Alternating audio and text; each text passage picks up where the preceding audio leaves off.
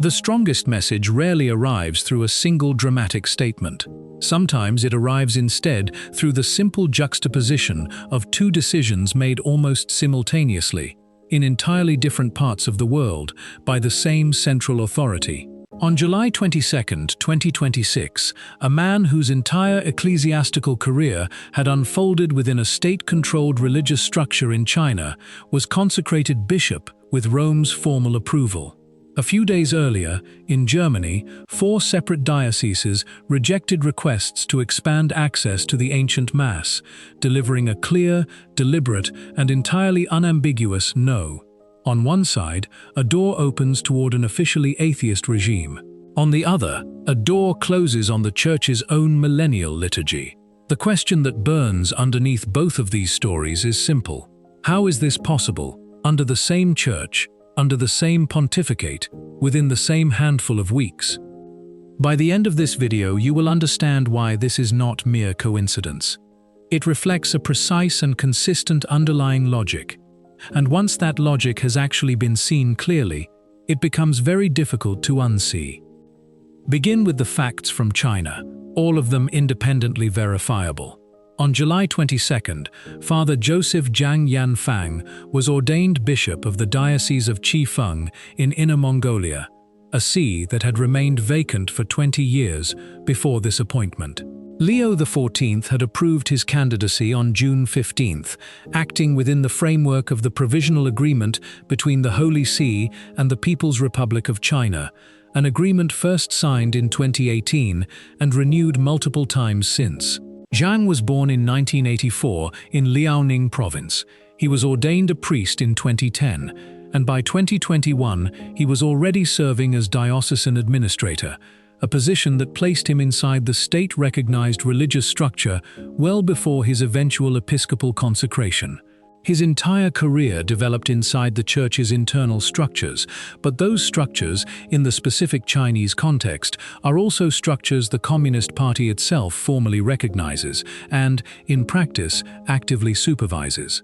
The Vatican's official bulletin records the papal approval cleanly and without complication. What it does not narrate is the other half of this story, the actual mechanics of how episcopal selection genuinely functions in a country where the ruling party claims final say over every religious appointment of any consequence, Catholic or otherwise. Fairness requires acknowledging the context honestly before drawing any conclusions. The Holy See defends the 2018 agreement and its subsequent renewals on the grounds that it serves to preserve the unity of Chinese Catholics and to prevent the emergence of two entirely separate and mutually hostile Catholic structures inside China, one state-recognized and one operating underground in permanent opposition to it. This is a serious argument, not a mere pretext offered to disguise institutional weakness. No one making this case is doing so cynically, and the underlying desire for unity among Chinese Catholics is entirely legitimate. The burden of actually governing a persecuted church operating under genuinely hostile political conditions is real and should not be minimized by anyone commenting on this situation from a position of comfort and safety outside China. But the facts nonetheless remain, and this is simply one of them.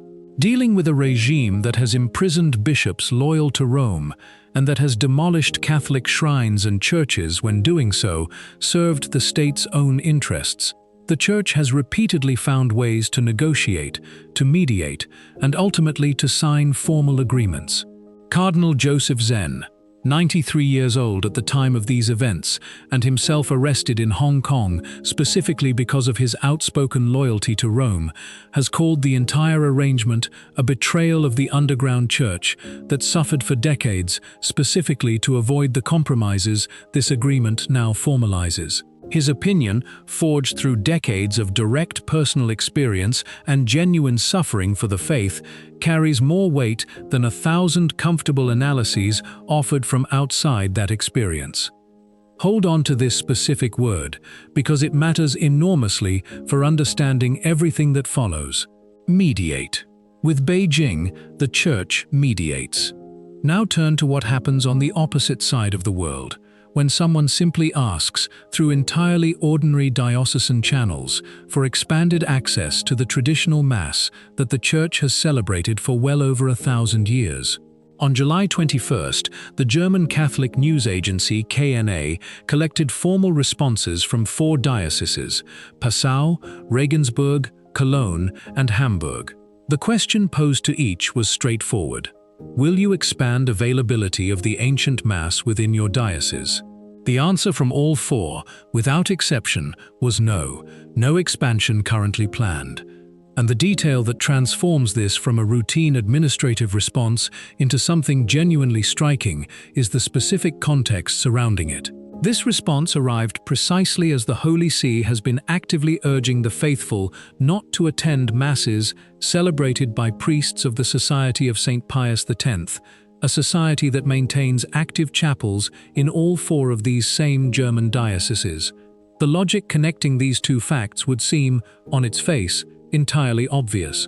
If the faithful are being asked to leave society chapels and return to full communion with ordinary diocesan structures, the natural and pastorally coherent response would be to offer them more approved, fully regularized celebrations of the ancient Mass within those same diocesan structures.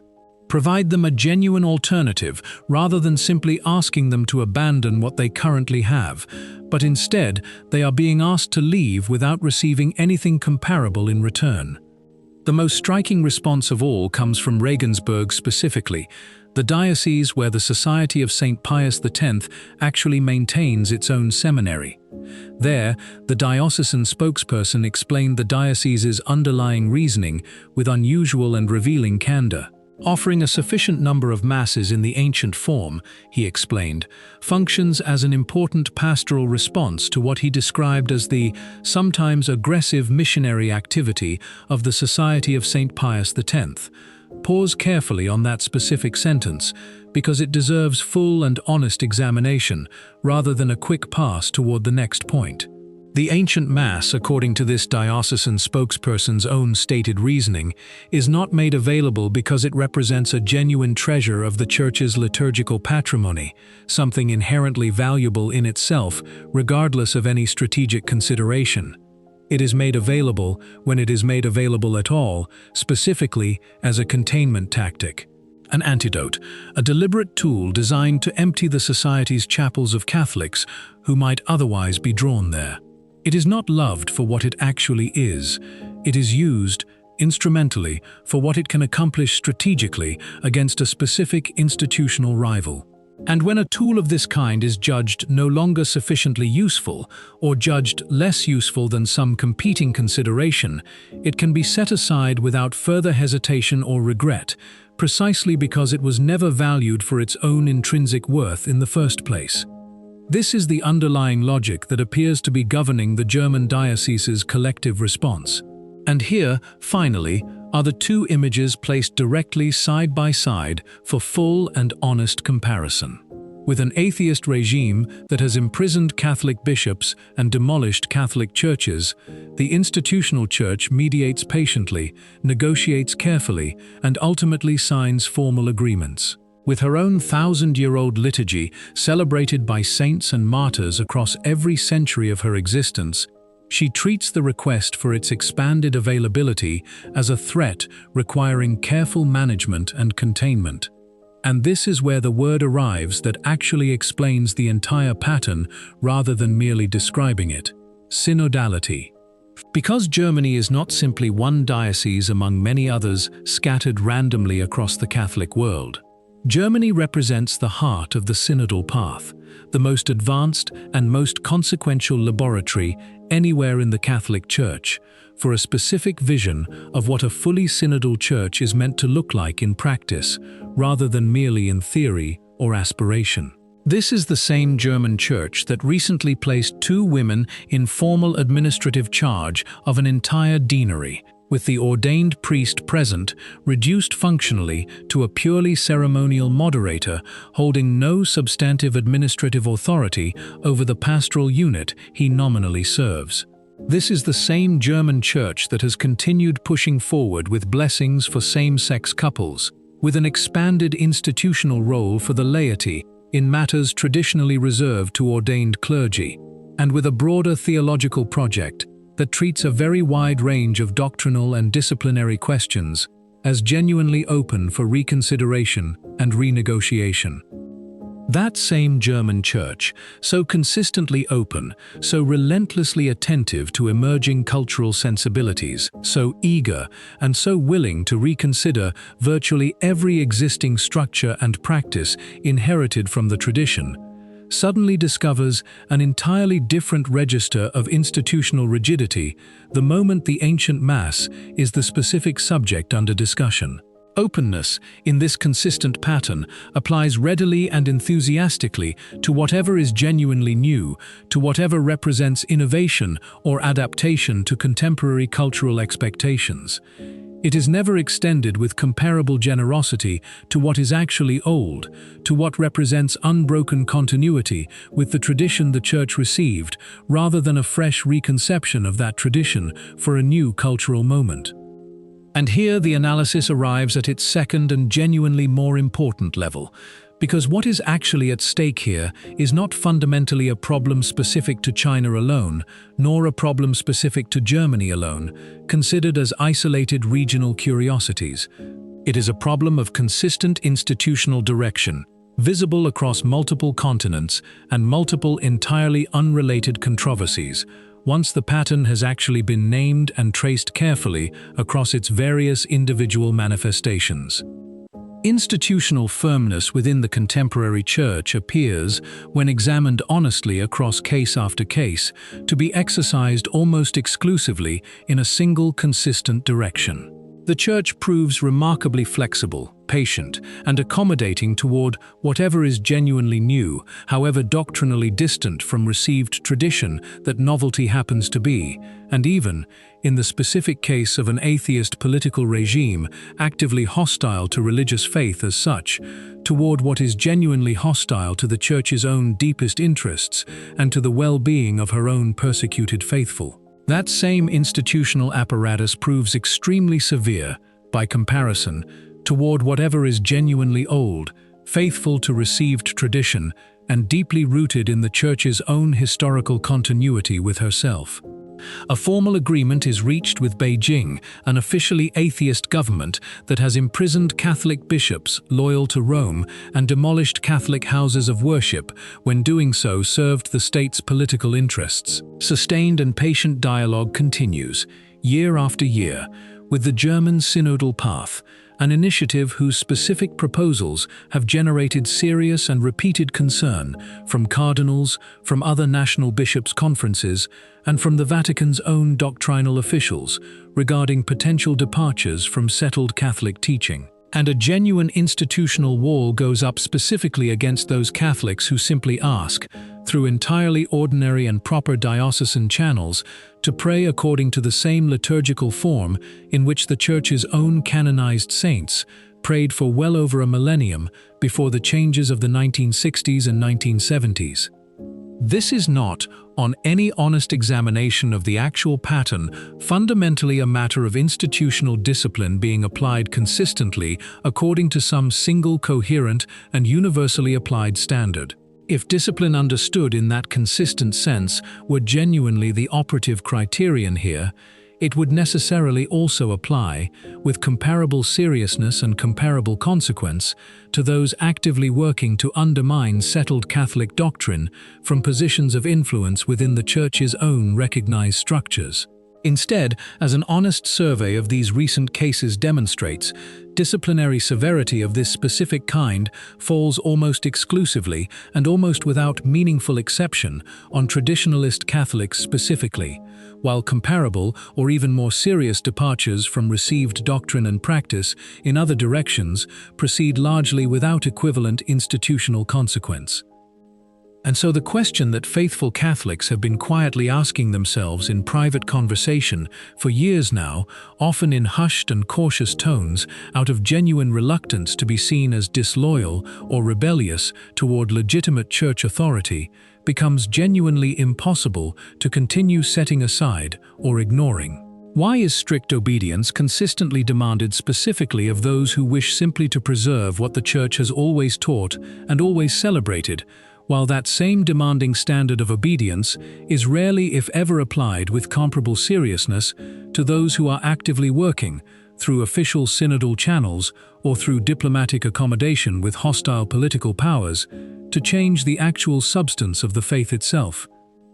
It needs to be stated again, with complete clarity and without any ambiguity whatsoever, that the Pope himself is not on trial here, and nothing in this specific analysis should be read or repurposed as an argument against the legitimacy of his office. The Pope remains the Pope, fully and without qualification, and sedevacantism, the theological position claiming the papal see is currently vacant or illegitimately occupied, remains exactly what it has always been within authentic Catholic theology, a genuine dead end offering no coherent path forward for any faithful Catholic. Leo XIV inherited the China Agreement from his predecessors. He did not personally invent it or negotiate its original terms. This distinction matters and deserves to be stated plainly rather than obscured for rhetorical convenience. But ordinary believers retain the entirely legitimate right to examine the observable facts honestly and to notice, without either exaggeration or false equivalence, when a genuine double standard appears to be operating consistently underneath the same institutional roof. Simply seeing this pattern clearly and naming it honestly when it appears does not constitute rebellion against legitimate church authority. It constitutes nothing more than the ordinary maturity that authentic adult faith requires of anyone who takes both the Church and the truth seriously at the same time. And the observable facts, examined without either partisan exaggeration in either direction, say something quite specific and quite difficult to avoid. The very same institutional authority that trusts an atheist communist government sufficiently to allow that government meaningful influence over the selection of Catholic bishops within its own territory does not extend a comparable level of trust to her own thousand-year-old liturgical tradition, sufficient to simply allow that tradition room to grow and flourish naturally wherever genuine faithful demand for it happens to exist. This is the Mass of Padre Pio, the Mass of the Curé of Ars, the Mass of countless martyrs across 2,000 years of Christian history, who died specifically rather than abandon the faith that this liturgy embodies and transmits intact from one generation to the next. It requires no strategic justification as merely a useful containment tactic directed against some rival institutional competitor. It justifies itself entirely and sufficiently on its own terms, because it formed, across 15 centuries, precisely the saints the universal Church continues to venerate and hold up as models of authentic Christian sanctity for every subsequent generation of believers. A church that treats her own inherited liturgical treasure as an inconvenience to be carefully managed and contained, while simultaneously treating an openly hostile atheist political regime as a legitimate diplomatic interlocutor deserving patience and sustained good faith engagement, is not, in any meaningful theological sense, actively losing her faith outright. But she does appear, on the basis of this specific and repeated pattern, to be genuinely losing her sense of proper priorities, her capacity to distinguish clearly between what genuinely threatens her own faithful and what genuinely nourishes and sustains them across the generations. And authentic tradition, properly understood within the Catholic mind, rather than caricatured by either its critics or its more intemperate defenders, does not respond to this specific pattern with anger or with calls for rupture and separation from the visible unity of the Church. It offers something considerably more valuable and more difficult to sustain over time: clarity. It reminds every Catholic paying honest attention to these events that the proper governing criterion for the Church's decisions has never legitimately been political convenience or short-term strategic advantage, but rather sustained fidelity to what has actually been received from Christ through the apostles and handed down faithfully across every subsequent generation. applied with genuine consistency in every single direction and toward every single question, rather than selectively invoked only when doing so happens to serve some other, immediate, institutional interest. Faithful Catholics who feel genuinely disoriented when confronted honestly with these two contrasting doors, one opening patiently toward Beijing and one closing firmly against their own ancient liturgy, should not respond to that disorientation with despair, and they should certainly not respond to it by calling prematurely for schism or separation from the visible Church Christ himself, established and continues to sustain, despite every human failure among those who currently govern her. The appropriate response instead is to remain faithfully within the Church, to continue praying earnestly and consistently for those entrusted with her governance at every level, and to continue asking, always with genuine respect and without bitterness, for the basic coherence that currently appears to be lacking in how these decisions are actually being made and explained to the ordinary faithful who must live with their practical consequences. Because this house, however troubled and however inconsistent its current governance may sometimes genuinely appear from the outside looking honestly at the available evidence, remains authentically our home, the home Christ himself established and promised would never ultimately fail, despite every human failure that inevitably accompanies any institution governed by fallible men across 2,000 years of continuous history.